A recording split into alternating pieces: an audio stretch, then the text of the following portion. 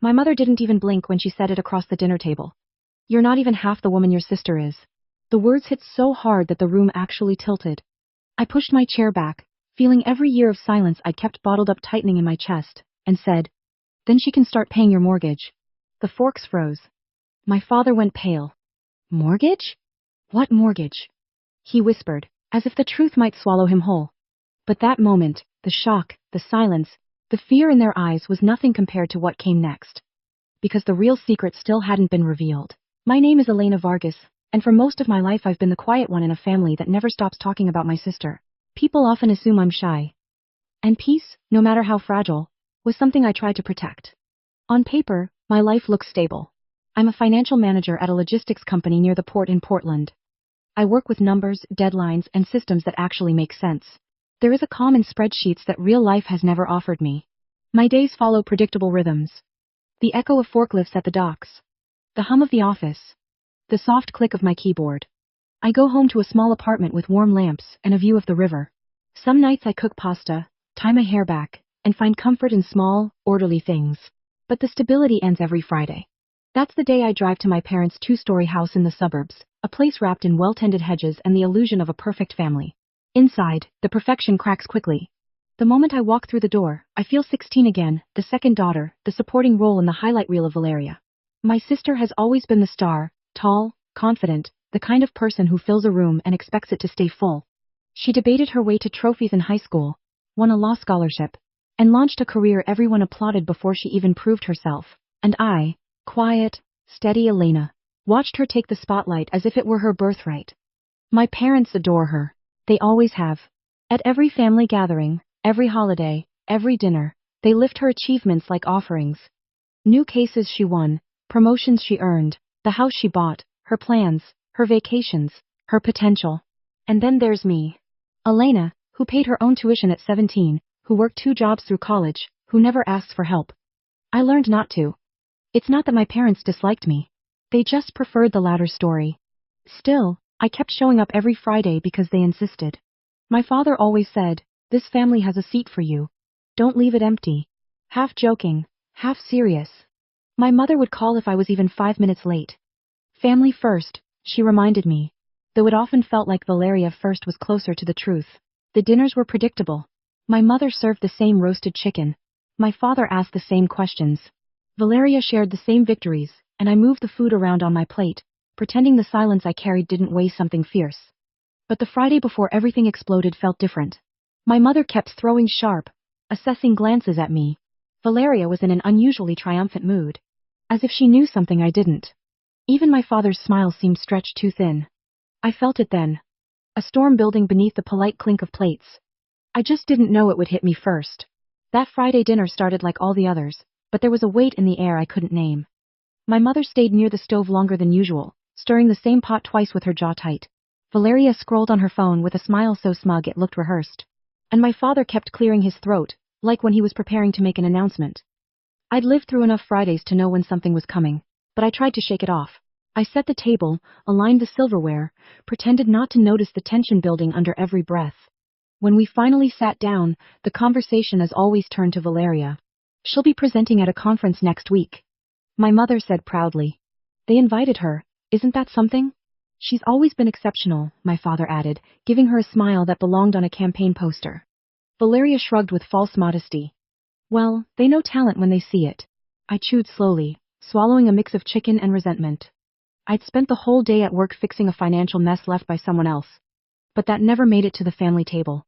My achievements lived quietly in the corners of my parents' house, tucked between bills and forgotten shopping lists. I tried to change the subject. I led a major project at work this week, my director said. But my mother waved her hand. You're doing fine, Elena. But Valeria's work impacts hundreds of people. It's different. That sting, small, sharp, intentional, landed exactly where she wanted. I lowered my eyes to my plate, reminding myself to breathe. It's just another Friday, I told myself. Another night swallowing what I wanted to say. But then my father leaned back, exhaling with a dramatic sigh. Speaking of houses, he began. Valeria helped us sort some mortgage papers last month. She's been a blessing. A chill ran up my spine. Mortgage papers. Blessing. Valeria's smile widened. It was no big deal. My fork froze halfway to my mouth. 3 years of payments pulsed behind my ribs, payments I'd made in silence, without applause, without recognition, because they told me they didn't want anyone to worry. I'd sacrificed vacations, graduate classes, even the down payment for my own apartment, and now they were rewriting the story. A heat began to build in my chest, slowly at first, then rising like a tide. I couldn't hold it back anymore. My mother must have sensed it because she gave me that look. The condescending headshake that always meant I should stay quiet.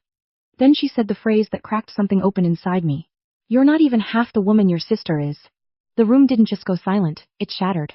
I felt myself straighten. I felt the scrape of the chair legs on the hardwood floor.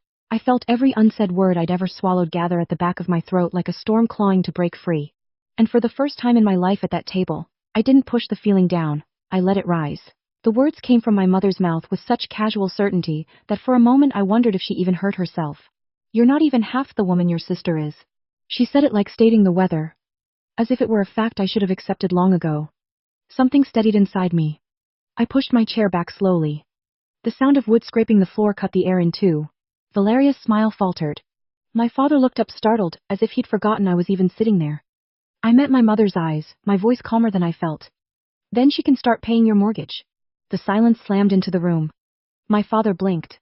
"Mortgage? What mortgage?" His voice cracked, almost pleading. I didn't flinch. "The mortgage payments for 3 years. 3 pairs of eyes widened at the same time. Shock, denial, and something close to fear flickering across their faces. I felt a strange lightness, as if I'd finally stopped carrying a weight no one else even knew existed. My mother recovered first. "Elena, don't be dramatic. We never asked you to. Didn't you?" I cut in. "Every single month. Just this once, we'll handle the next. Don't let the bank send a notice. I have the payments. I have the bills. I have everything." My father's face lost its color. "You shouldn't bring that up now. It's not appropriate." There it was, the dismissal, the minimization, the attempt to push the truth back into the shadows where they preferred it lived. I stood up fully, hands on the back of the chair. "What's inappropriate is pretending Valeria saved a house that I paid to keep standing." Valeria finally spoke. Her voice thin. "Elena, maybe you misheard. Maybe Mom didn't mean." But I wasn't listening anymore. I watched them scramble to reframe the story, to mold it into something comfortable for them, and for the first time I didn't shrink to fit that version. Something inside me clicked. Sharp. Clear. Irreversible. Without another word, I walked out of the dining room, grabbed my coat, and stepped into the cold Portland air. My breathing trembled, but not from regret. It was the shock of hearing myself stand up after years of sitting silent. That night, back in my apartment, I opened my laptop, found the automatic monthly payment, and clicked cancel. A small box appeared. "Are you sure?" This time I was. Canceling the payments should have felt like closure, but instead it opened something. For the first time in 3 years, my bank account wasn't drained on the 15th. The silence from my parents was loud enough to shake the walls. I started running along the river in the mornings. At first, just to calm the tremor in my hands. But soon the rhythm of my feet on the pavement became something like freedom. I joined a cooking class on Thursdays at the community center. I learned to make homemade pasta and laugh with strangers who knew nothing about my family. I even let some friends drag me on weekend hikes around Mount Hood, where the air felt cleaner, as if it hadn't been breathed by expectations yet. With distance, I saw everything more clearly. Every "just this month," every "don't tell anyone," every time they praised Valeria while I paid the bills in silence. And then the photo came. It arrived one Sunday morning from Mrs. Hanson, my parents' elderly neighbor who had a habit of noticing everything. She sent me a text with a photo of my childhood home with a banner stretched across the porch. "Congratulations on preserving the family home." My whole body went still. Preserving. I read it again. My throat tightened as I stared at the banner. My hands numb. Every late night transfer. Every sacrifice. Every time I told myself family first. All rewritten as if I had never been there. I didn't cry. No, this time I felt something sharper, more steady. I walked to the dining table, pulled out the folder where I kept every payment and bill I'd printed over the last 3 years, and began organizing them by date, month by month. It looked less like a pile of papers and more like a silent autobiography of sacrifice. That's when Sarah called. "Elena, I think you should know," she whispered. "Your parents are planning a family thank you dinner next month in Seattle. They asked me to do the slideshow." I braced myself. "Let me guess. It's about Valeria." "It's worse than that." I could hear the discomfort in her voice. "They want to highlight her as the reason the house was saved." They gave me captions. They call her the anchor of the family. Anchor, savior, hero. All words I had earned but never received. Send me the file, I said. Are you sure? Very sure. When the presentation arrived, I opened it and felt a hollow laugh escape. Photos of Valeria standing proudly in front of the house, my parents hugging her on the porch. Captions like "Thank you, Valeria, for keeping our family home safe." I made a copy of the file and added what they had erased. After her final slide, I inserted a timeline of the payments, bar graphs of monthly support, screenshots of messages from my mother, blurred for privacy but clear in meaning. And the last slide, a photo of the house with the words, "The truth also deserves a place." I saved the file on my laptop, in the cloud, and on a USB I carried in my bag like a heartbeat. Weeks passed. I moved to my new apartment in Seattle. Bright, quiet, with floor-to-ceiling windows overlooking the skyline. I bought a light gray sofa, a small oak dining table, and a tall bookshelf. For the first time in my life, I walked into a home that belonged entirely to me. And then the invitation came, a message from my mother. "Family, thank you dinner. Dress nicely." No explanation. No recognition. No apology. But when the day arrived, I didn't go to impress them. I went to finish something. The restaurant in downtown Seattle glowed with soft amber lights. Through the glass, I saw familiar silhouettes. My parents in an emerald dress, relatives I hadn't seen in years, all dressed as if attending a ceremony. And in some way it was. I waited at the door unseen while my father took the microphone. "We're here," he began proudly, "to honor our daughter Valeria. The one who stepped up in difficult times. The one who helped us keep the house that's been in our family for decades." Applause. Smiles. Cameras flashing. The presentation began. Valeria on the porch. Valeria holding papers. Valeria smiling beside my mother. Caption after caption, painting a story that wasn't true. Then the screen flickered. A bar graph appeared, then another, then the dates, the payments, 3 years of financial support displayed with unrelenting clarity. The room fell silent. My parents froze. Valeria's mouth opened. I stepped forward into the light. "If the truth makes anyone uncomfortable tonight," I said calmly, "that's not my problem." Every head in the room turned. My father looked at me as if I were a ghost he never expected to see. My mother's face crumpled, not from shame, but from fear of being exposed. Valeria's eyes filled, not with sadness, but with dread. I walked toward the screen. For 3 years, I paid the mortgage. Not 1 month, every month. In consistent silence, while you rewrote the story to make it easier to applaud. My father tried to speak. "Elena, let's take this outside." "Why?" I asked. "You wanted everyone here to know what Valeria did. Why shouldn't they know what I did?" Whispers spread like wildfire. I knew something was wrong. She always worked late. 3 years. She paid all of that. Valeria stood up trembling. "I didn't ask them to do this. I just thought." "You thought nothing," I said. Not harshly, but plainly. "You enjoyed being the heroine in a story that was never yours." My mother finally found her voice. "Elena, we didn't want to embarrass you." I laughed softly. Embarrass me by telling the truth? The USB weighed in my pocket, but the truth on the screen was enough. I had no desire to attack them further. The point wasn't to win, it was to be seen. "For the record," I said, "I don't want the house, I don't want credit. I just won't let you erase me." The room stayed silent long after I stepped away from the screen. My father reached out a hand.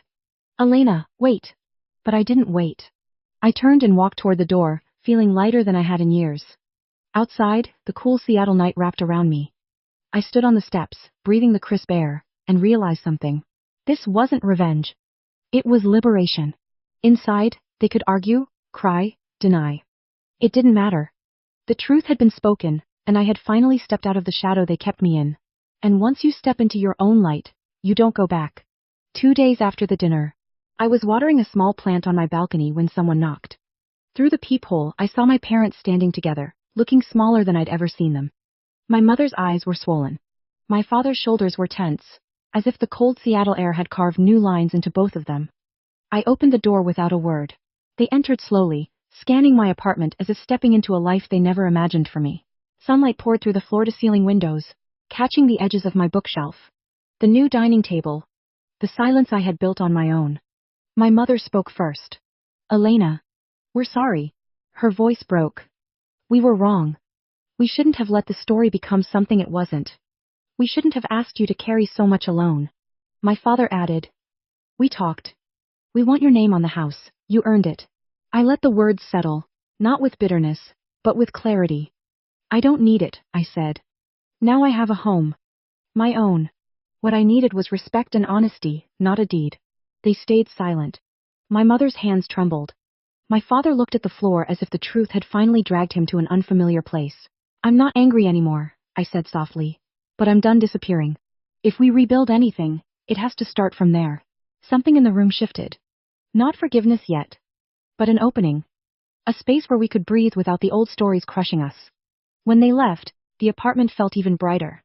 I walked to the balcony, looking at the skyline, realizing I had crossed a line with no return. And for the first time the future felt entirely mine. I stayed on my balcony long after the door closed behind my parents. Watching the lights of Seattle flicker against the darkness. For years I thought keeping the peace meant staying silent. But the truth is silence doesn't protect you. It erases you. Choosing myself didn't break my family. It finally broke the story that kept me small. And maybe that's the real beginning. If you've ever carried a burden in silence or been written out of your own story, tell me in the comments. I read everything. And if this chapter resonated with you, give it a like and subscribe. More stories are coming.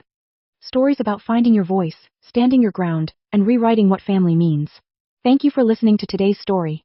Don't forget to like, share, and subscribe to support the channel. See you in the next story.